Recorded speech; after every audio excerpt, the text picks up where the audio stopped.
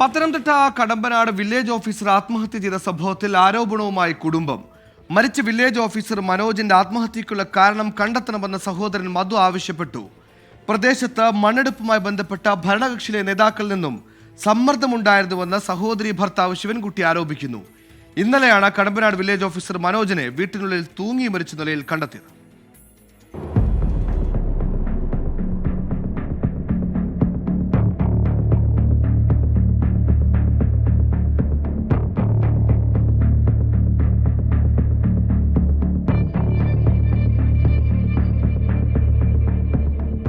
ഭരണകക്ഷിയിലെ പ്രധാനപ്പെട്ട പ്രവർത്തകരിൽ നിന്നും പ്രദേശത്തെ മണ്ണ് ഖനനവുമായി ബന്ധപ്പെട്ട് നിരന്തരം സമ്മർദ്ദമുണ്ടായിരുന്നതായും ഇത് ഭാര്യയോടും അടുത്ത ബന്ധുക്കളോടും മനോജ് പങ്കുവച്ചിരുന്നുവെന്നുമാണ് സഹോദരി ഭർത്താവ് ജയകൃഷ്ണൻ പറയുന്നത്. ആത്മഹത്യ ചെയ്യത്തക്കവണ്ണം മറ്റു പ്രശ്നങ്ങൾ മനോജിന് ഉണ്ടായിരുന്നില്ലെന്നും ബന്ധുക്കൾ.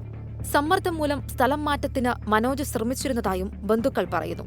പെട്ടെന്ന് ചെയ്യാനുള്ള കാരണം അവന് ജോലി സംബന്ധമായ പ്രഷറാണ്. അല്ലാതെ ഇവിടെ അവന് വീട്ടിലോ മറ്റ് വിഷയങ്ങളൊന്നുമില്ല. സന്തോഷമായിട്ടിരുന്ന മനുഷ്യനാണ്. വളരെ ജോലി ചെയ്യാൻ വളരെ സ്മാർട്ടായ ഒരു ആളുമാണ്. പരാതി കൊടുക്കണം.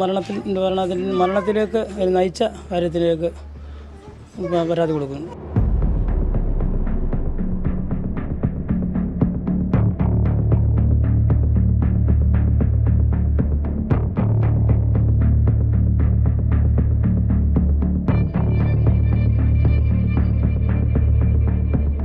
തിങ്കളാഴ്ച രാവിലെ അടൂർ പഴക്കുളത്ത് വീട്ടിലെ കിടപ്പുമുറിയിലാണ് മനോജിനെ തൂങ്ങി മരിച്ച നിലയിൽ കണ്ടത്. 3 മാസം മുൻപാണ് മനോജ് കടമ്പനാട് വില്ലേജ് ഓഫീസിലേക്ക് സ്ഥലം മാറിയെത്തിയത്.